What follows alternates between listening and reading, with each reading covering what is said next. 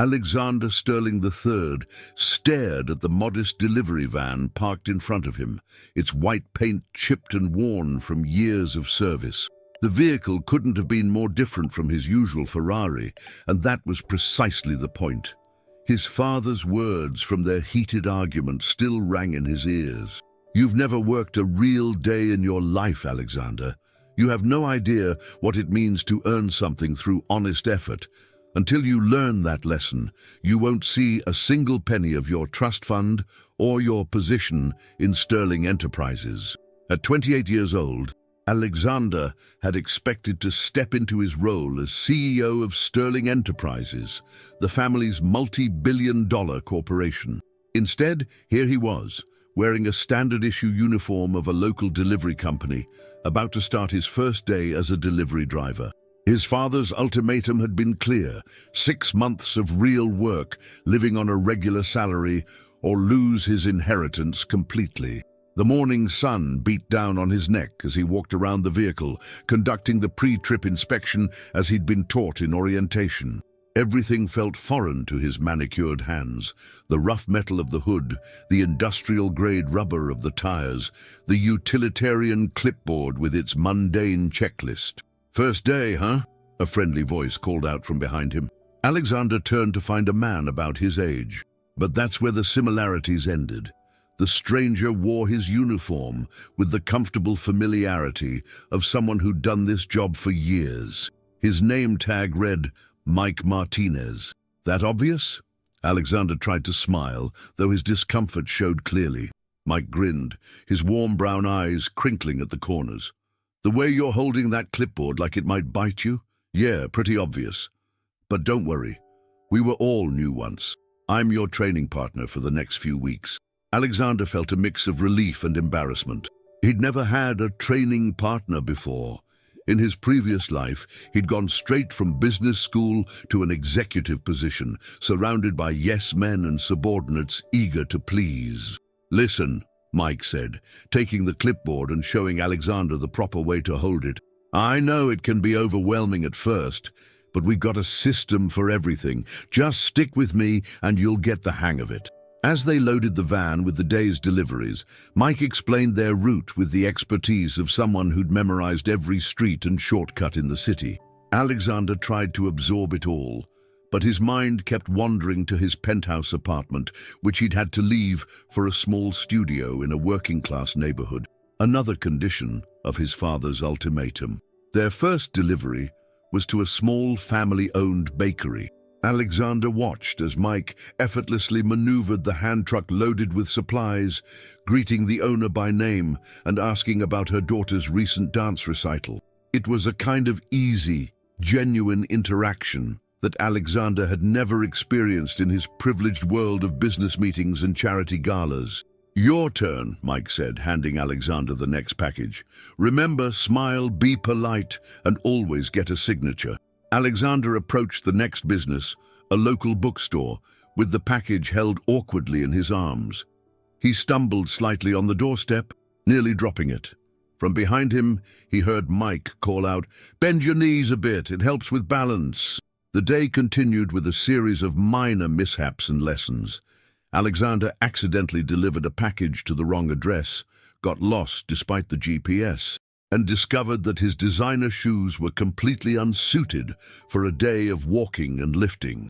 Through it all, Mike remained patient and encouraging, never once making him feel inadequate. During their lunch break, they sat in a small park, eating sandwiches Mike had brought for both of them. "I noticed you didn't bring lunch," he'd said simply, pulling out an extra sandwich. "My wife always packs extra. She says sharing food is the best way to make friends."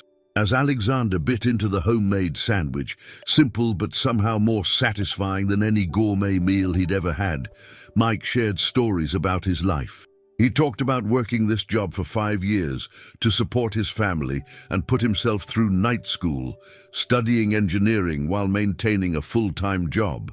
"It's not glamorous," Mike admitted, brushing crumbs from his uniform, "but honest work never killed anyone. Plus, you meet all kinds of interesting people on this job. Every package has a story, you know." Alexander found himself listening intently, fascinated by Mike's perspective on life. Here was someone who had nothing handed to him, yet spoke about his work with pride and his life with genuine contentment. It was a stark contrast to the dissatisfaction Alexander often felt, despite having everything money could buy. As the day drew to a close, Alexander's muscles ached in places he didn't know could ache. His perfectly styled hair was disheveled, and his face was sunburned from hours in and out of the van. Yet somehow he felt a strange sense of accomplishment. "Not bad for your first day," Mike said as they parked the van back at the depot. "Tomorrow will be easier. You'll see." Walking to his modest studio apartment that evening, Alexander reflected on the day. He'd expected to hate every minute of this real work experience his father had forced upon him. Instead, he found himself curious about what the next day would bring, and more surprisingly, looking forward to learning more from Mike.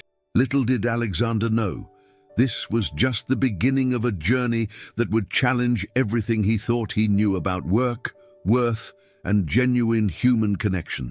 As weeks passed, Alexander found himself settling into a routine he never thought possible.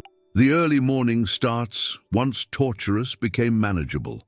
His hands, previously soft from a life of luxury, developed calluses from handling packages and operating the hand truck. But more than these physical changes, it was his growing friendship with Mike that marked the most significant transformation in his life. One particularly challenging morning, while they were loading the van, Mike noticed Alexander checking his phone with an anxious expression. "Everything okay?" he asked, genuine concern in his voice. Alexander hesitated before responding. "My father's company stock dropped 15% yesterday. There are rumors of financial troubles." He tucked the phone away, trying to focus on their work. "It's strange. I used to be in those board meetings, but now I'm completely in the dark." Mike nodded thoughtfully as he organized packages in the back of the van. "Sometimes being on the outside gives you a better perspective. You see things differently when you're not caught up in the middle of it all." Their conversation was interrupted by their supervisor, Janet, who approached with a serious expression. "Martinez, Sterling, we've got a situation. Thompson called in sick, and his route includes priority medical deliveries. I need you two to split his route along with yours today." Alexander watched Mike's expression carefully. He'd learned that priority medical deliveries meant crucial medical supplies and medications that needed to reach patients on strict schedules. The responsibility was enormous, and adding an entire route to their already full day seemed impossible. "We'll make it work," Mike said without hesitation, already pulling out his phone to map the most efficient route, combining all 3 delivery zones. Alexander marveled at his friend's calm competence in the face of pressure. As they worked through the morning, Alexander noticed Mike checking his own phone frequently, something he rarely did. During a brief stop, Mike finally shared what was troubling him. "My wife, Elena, she's having some complications with the pregnancy. The doctor wants her on bed rest, but she can't afford to stop working yet. We're still a few months short on our savings goal." The words hit Alexander like a physical blow. He'd known Mike and Elena were expecting their first child, but he hadn't realized they were struggling financially. He thought about the designer watch he'd sold last week, still worth more than Mike's monthly salary, just to maintain the appearance of living on his delivery driver's wages. Alexander started to offer help, but stopped himself. He knew Mike well enough now to understand that outright charity would hurt his pride. More importantly, he'd learned that throwing money at problems wasn't always the solution. The day became a grueling test of endurance and efficiency. They worked through lunch, with Mike teaching Alexander tricks for managing the increased workload. "It's all about system and sequence," Mike explained, as they rushed between deliveries. "You have to think 3 steps ahead while staying focused on the present moment." Late afternoon brought them to their final priority medical delivery, insulin for an elderly woman living alone. As they approached her apartment, they found her in distress, struggling with her previous insulin pen. Without hesitation, Mike stepped in to help, demonstrating a gentleness that belied his exhausted state. "My grandson usually helps," the woman explained, her hands shaking. "But he's away at college now. These new pens are so different from what I'm used to." While Mike helped her with the insulin pen, Alexander found himself taking initiative for the first time. He reorganized her medical supplies, wrote down clear instructions, and even programmed their delivery company's number into her phone for future emergencies. On their drive back to the depot, both men were quiet, processing the day's events. Finally, Alexander spoke. "Mike, I've been thinking. You mentioned Elena needs to rest, but you're both worried about the lost income. What if I picked up some of her shifts at the diner?" Mike looked at him, surprised. "Alex, you already work full-time here. Those diner shifts start at 5 a.m. "I know," Alexander said, surprising himself with his determination. "But I can handle it. You've taught me more about hard work in these few weeks than I learned in years of business school. Let me do this." Mike was quiet for a long moment, clearly wrestling with his pride and concern for his wife. "Elena's not going to like accepting help," he finally said. "Then don't think of it as help," Alexander replied. "Think of it as me paying you back for all the training and patience you've shown me. Besides, I could use the extra experience. Never worked in food service before." A small smile crept across Mike's face. Now that would be something to see. Alexander Sterling Thread waiting tables. What Alexander didn't mention was how this opportunity aligned perfectly with his growing suspicions about his father's company. The early morning diner shifts would allow him to observe Sterling Enterprises headquarters during hours when most executives wouldn't be present. He'd noticed some unusual patterns in the building's lighting and security during their deliveries. And his years in the business world had taught him to trust his instincts when something felt wrong. That evening, as Alexander walked to his studio apartment, he felt a strange mix of exhaustion and excitement. His muscles ached from the extra deliveries, but his mind was sharp with purpose. He'd learned more about real work and friendship in these few weeks than in all his previous years combined. Looking at his reflection in a store window, he barely recognized himself. The designer clothes and perfectly styled hair were gone, replaced by a more genuine version of himself. But it wasn't just his appearance that had changed. His entire worldview was shifting, and he was beginning to understand that true worth couldn't be measured in dollars and cents. As he turned the key to his apartment, his phone buzzed with a text from Mike. "Elena agreed to the arrangement. Your training starts tomorrow at 4:30 a.m. Don't be late, rich boy." Alexander smiled at the message, even as he set his alarm for what would be the earliest morning of his life. He had a feeling that his real education was just beginning, and for the first time in his life, he was ready to embrace the challenge head-on. The early morning darkness wrapped around Alexander like a heavy blanket as he hurried through the empty streets toward Ray's diner. The harsh fluorescent lights inside cast a warm glow on the sidewalk, and through the windows he could see Elena training another waitress, presumably his replacement. His first morning at the diner was a crash course in humility. Elena, despite her pregnancy-induced fatigue, proved to be a patient but demanding teacher. "The key is to remember that every customer is someone's family," she explained, while showing him how to properly set up a table. "They're not just orders or table numbers." Alexander found himself struggling with tasks he'd never considered complex before, balancing multiple plates, remembering specific customer preferences, dealing with the ancient cash register that stuck on certain numbers. His hands, already calloused from delivery work, now bore minor burns from hot plates and coffee spills. "You're doing better than I expected," Elena admitted during a brief lull, rubbing her lower back as she sat down for a moment's rest. "Mike said you were a fast learner, but I wasn't sure." "You weren't sure a spoiled rich kid could handle real work," Alexander finished with a slight smile, wiping down a nearby table. Elena had the grace to look slightly embarrassed. "Can you blame me? But Mike sees something in you. He says you're different from what he expected." Before Alexander could respond, his attention was drawn to movement across the street. Through the diner's windows, he had a clear view of Sterling Enterprises' loading dock. At 5:45 a.m., an unmarked truck was backing up to the building, unusual for a company that normally didn't start operations until 8 a.m. Over the next few days, Alexander settled into a punishing routine. He worked the morning shift at the diner from 5 a.m. to 9 a.m., then rushed to make it to his delivery job by 9:30. The exhaustion was unlike anything he'd ever experienced, but it came with unexpected rewards. The diner's regular customers, mostly working-class people starting their days, began to know him by name. There was Tom, the construction foreman, who always ordered his eggs over hard like my job site. Sarah, the night shift nurse who stopped in for coffee and toast after her hospital rounds. Each had a story, a life, and Alexander found himself genuinely interested in their daily struggles and small victories. One morning, while serving coffee to an elderly regular named Frank, Alexander overheard a conversation that made him freeze mid-pour.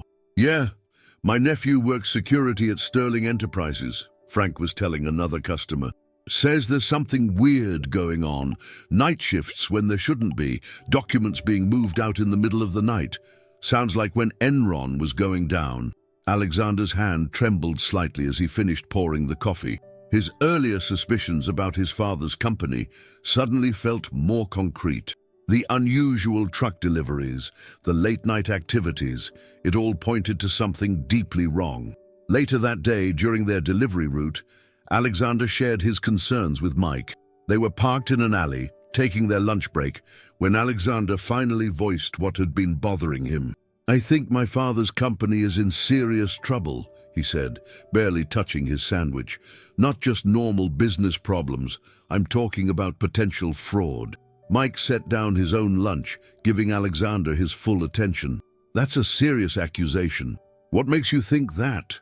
Alexander detailed everything he'd observed, the strange patterns at the building, the overheard conversations, the stock price volatility. "The thing is," he continued, running a hand through his hair, "if the company goes down, it's not just my family that suffers. Thousands of people could lose their jobs, their pensions." "Including your father?" Mike asked quietly. "My father." Alexander's voice trailed off as a new thought struck him. "My father gave me an ultimatum to work these jobs, to live like this. He knew something was coming. He wanted me out of the company before it happened." The realization hit him like a physical blow. Was his father trying to protect him, or was there something else going on? That evening, after both jobs were finished, Alexander found himself back at Ray's diner. Elena was closing up, and despite her obvious fatigue, she insisted on making him a proper meal. "You're too skinny now," she scolded, sliding a plate of meatloaf and mashed potatoes in front of him. "All this working and worrying isn't good for you." As he ate, Alexander watched Elena move around the diner, one hand often resting on her growing belly. She hummed softly while wiping down tables, and he was struck by how content she seemed despite the challenges in her life. "Elena," he said suddenly, "why did you agree to let me take your shifts? The truth." She paused in her cleaning, considering the question. "Because Mike trusts you," she finally said, "and because I saw how hard you were trying to change. It's not easy to admit when you've been wrong about how you've lived your life." Her words hit home harder than she could have known. Alexander was beginning to understand that his father's ultimatum had given him more than just a lesson in hard work.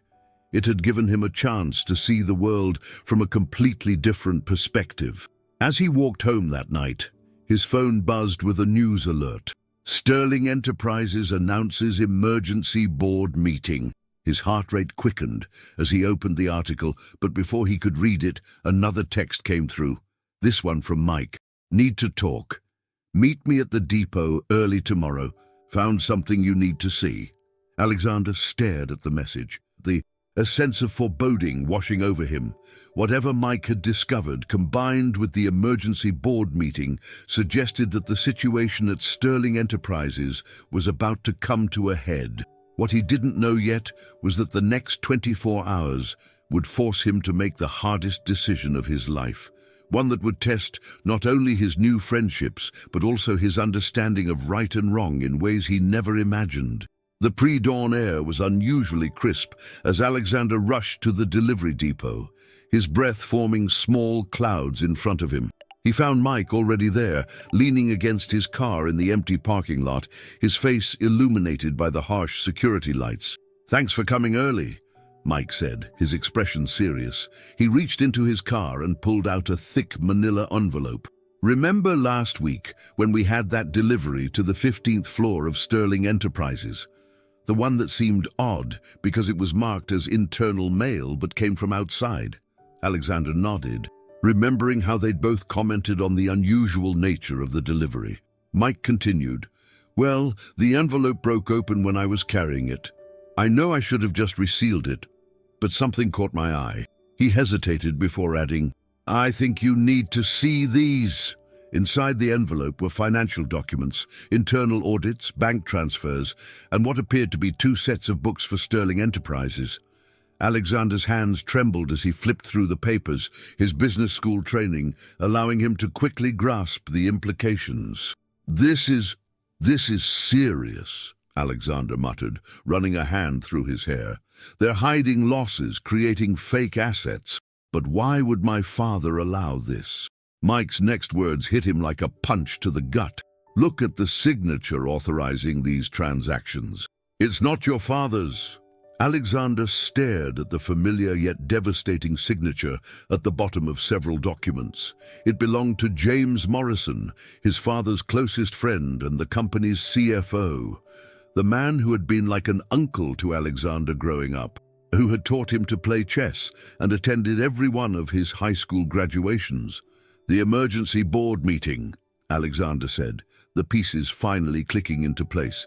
"It's today. They're going to announce something, probably some manufactured success to boost the stock price before—" He couldn't finish the sentence. "Before they cash out and leave everyone else holding the bag," Mike finished grimly, "including all the employees who have their retirement tied up in company stock." Alexander thought about Frank from the diner, who had invested his life savings in Sterling Enterprises stock because he believed in the company. He thought about the thousands of employees who depended on their jobs, their pensions. "I have to stop this," Alexander said, his voice firm despite the turmoil in his chest. "But Mike, why did you show me this? You could have taken it to the SEC, blown the whistle yourself." Mike was quiet for a moment, adjusting his uniform cap. "Because over these past months, I've watched you change. You're not the same person who showed up here that first day, trying to figure out which end of the hand truck was which. You've earned the right to handle this your way." Before Alexander could respond, his phone buzzed, a text from Elena. "Emergency at the diner. Need you here now." "Go," Mike said, seeing the message. "I'll cover the route this morning. This might be our last normal day anyway." When Alexander arrived at Ray's diner, he found Elena sitting in a booth, her face pale. "The baby," she said, gripping the table edge. "Something's wrong. I need to get to the hospital, but I can't leave the diner unattended. Ray's out of town and we have a health inspection today." Without hesitation, Alexander took charge. "I'm calling you an ambulance. The diner can wait." "No," Elena insisted, stubborn even through her pain. "This place is all Ray has. If we fail the inspection, he'll lose everything. He gave Mike and me a chance when nobody else would." Alexander felt the weight of the documents in his bag, the board meeting looming in just a few hours, and now Elena's crisis. Time seemed to be closing in from all sides. Making a quick decision, he called the one person he knew could help, his former assistant, Sarah, who owed him more than a few favors. "I need you to find me the best health inspector money can buy, get them to Ray's diner within the hour, and make sure everything goes smoothly." As the ambulance arrived for Elena, Alexander found himself working the diner alone, serving coffee and breakfast to the regular customers who depended on this place as part of their daily routine. His mind raced with everything he had learned, everything that needed to be done. His phone buzzed again, a news alert. Sterling Enterprises' stock surges on rumors of major acquisition. They were already putting their plan into motion. A text from Mike followed. Elena's at the hospital. Baby's okay, but she needs to stay for observation. I'm with her. What are you going to do about Sterling? Alexander looked around the diner, at Tom, the construction foreman, reading his paper, at Sarah, the nurse, enjoying her post-shift toast, at all the working people whose lives could be destroyed by corporate greed. He thought about Mike and Elena, who had shown him what real friendship and integrity looked like. The health inspector arrived, a stern-looking woman who nonetheless seemed impressed by how Alexander handled the morning rush while keeping the place spotless. As she signed off on a passing grade, Alexander made his decision. He sent a text to his father. I know about Morrison. I have proof. Meeting in your office in 1 hour. The response came almost immediately. Son, don't get involved in things you don't understand. But Alexander did understand, perhaps for the first time in his life. He understood about responsibility, about friendship, about the real value of work and integrity.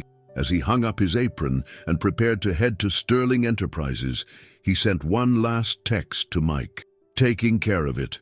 Watch the news. And Mike, thank you for everything. Walking toward the gleaming tower of Sterling Enterprises, Alexander felt none of the entitlement or arrogance he'd carried his whole life. Instead, he felt the weight of responsibility, not just to his family name, but to all the people who had shown him what real work and real friendship meant. What he didn't know was that waiting in his father's office was a truth even more shocking than the financial fraud, a truth that would force him to choose between his family legacy and his newfound principles, between the world he came from and the world he had grown to respect and understand.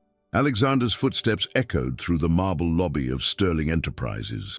The security guard, who'd once greeted him with deferential nods, now barely glanced at him in his diner uniform. The elevator ride to the executive floor gave him time to reflect on how much his life had changed in just a few months. When the doors opened to his father's floor, he was surprised to find his father waiting in the hallway rather than his office. Richard Sterling's face showed the strain of recent weeks, but his eyes held something Alexander had never seen before: pride. You finally understand, don't you? His father said quietly, leading Alexander not to his office but to a small conference room. About Morrison's fraud. Yes, I have proof right here. Alexander started, reaching for his bag. No, son, Richard interrupted. About what real leadership means. About understanding the lives of the people who depend on us. The conference room wasn't empty as Alexander expected. Inside sat James Morrison, looking deflated, along with 2 FBI agents. On the table lay stacks of documents, evidence that his father had already compiled. I've spent the last 6 months building a case, Richard explained, his voice heavy with both sadness and determination. James was my friend for 30 years, but he betrayed not just me, but everyone who works for this company. Morrison wouldn't meet either of their eyes. The acquisition deal would have made us billions, he muttered. Nobody would have gotten hurt, except the thousands of employees who would have lost everything, Alexander interrupted, thinking of Frank from the diner, of all the working people whose lives were tied to Sterling Enterprises' success. Real people, with families and dreams, who trust us with their futures. Richard placed a hand on his son's shoulder. When I realized what was happening, I knew I had to make a choice. I could handle it quietly, save face, protect our reputation, or I could do what was right. He paused, looking directly at Alexander. But I also knew I needed a successor who understood what our real responsibility is. The ultimatum, Alexander said slowly. Making me work real jobs, live on a regular salary. I needed you to understand what it means to work not just for profit but for people, his father confirmed.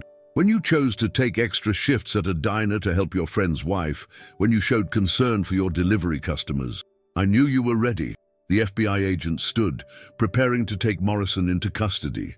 As they led him out, Alexander's former mentor finally looked up, his face a mask of regret. "I forgot what it meant to earn something honestly," he said quietly. "Don't make the same mistake." After they left, Alexander sank into a chair, emotionally drained. His phone buzzed, a text from Mike. "Elena and baby are both fine, just needed rest. How are things on your end?" Looking at the message, Alexander felt a surge of gratitude for all he'd learned from his friend. He turned to his father. "We need to call an emergency press conference, complete transparency, show everyone that Sterling Enterprises stands for integrity, not just profits." Richard nodded approvingly. "And then I'm going to the hospital to visit my friends," Alexander said firmly. "The press conference can wait an hour." The next few days were a whirlwind of activity. The press conference revealed everything, but also showcased the company's commitment to ethical business practices. The stock took a hit, but employees and investors appreciated the honesty. Trust, they discovered, was worth more than temporary profits. A week later, Alexander found himself back at Ray's diner, but not as a waiter. He sat in his usual booth, sharing breakfast with Mike, Elena, and his father. Elena's baby bump was showing more now, and she glowed with health after her scare. "So, you're really going to do both?" Mike asked, pouring coffee for everyone. "Run a billion-dollar company and keep doing deliveries?" Alexander smiled, stirring his coffee. "2 days a week. It's important to stay connected to the real world. Plus," he added with a grin, "someone needs to keep you company on those long routes."